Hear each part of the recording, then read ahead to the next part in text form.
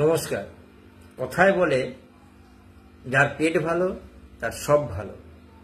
পেট যদি ভালো থাকে তাহলে আর চিন্তা কিসে, কিন্তু পেট যখন খারাপ থাকে, যখন মল ত্যাগ হতে চায় না, কোষ্ঠকাঠিন্য, মারাত্মকভাবে কোষ্ঠকাঠিন্য, এত কোষ্ঠবদ্ধতা, এত কোষ্ঠকাঠিন্য যে যার জন্য দেখা যাচ্ছে যে মলদ্বারে প্রচন্ড জ্বালা হচ্ছে। হ্যাঁ, ঠিক ধরেছেন। আমি এর জন্যই যে হোমিওপ্যাথি ওষুধটি ব্যবহার করা যেতে পারে সেইটি কিন্তু আজকে বলবো।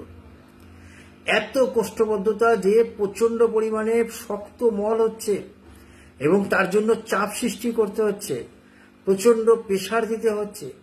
প্রেসার দিয়ে যখন মল ত্যাগ করতে হচ্ছে তার ফলে মলদ্বার চিড়ে যাচ্ছে এবং তার সাথে প্রচন্ড জ্বালা হচ্ছে। কখনো কখনো মনে হচ্ছে যেন মলদ্বারের ভিতরে কাঁচের টুকরো গিথে রয়েছে। এই অবস্থাতে হোমিওপ্যাথি কি ওষুধ খাওয়া যেতে পারে? আমি যে ওষুধটি বলবো সেই ওষুধটি যথেষ্ট কার্যকারী, কিন্তু আমি তার সাথে এটাও বলবো যে কোনো ওষুধ আমার কথা শুনলে পরেই সাধারণ মানুষ যারা দেখছেন তারা কিন্তু খেয়ে নেবেন না।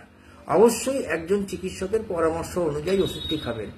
এই যে জ্বালা, প্রচন্ড জ্বালা যন্ত্রণা, জ্বালা জ্বালা জ্বালা, যখনই এই ধরনের জ্বালা থাকবে কোষ্ঠবদ্ধতার ফলে, অর্থাৎ কোষ্ঠকাঠিন্যের জন্য যদি এই ধরনের জ্বালা থাকে এবং মল ত্যাগ করতে খুব কষ্ট হয়, বসতে পারছে না, জ্বালার জন্য ছটফট করছে, মলদ্বারে এত যন্ত্রণা, অবশ্যই যে ওষুধটি ব্যবহার করা যেতে পারে সেই ওষুধটি 6 বা 30 ব্যবহার করবেন।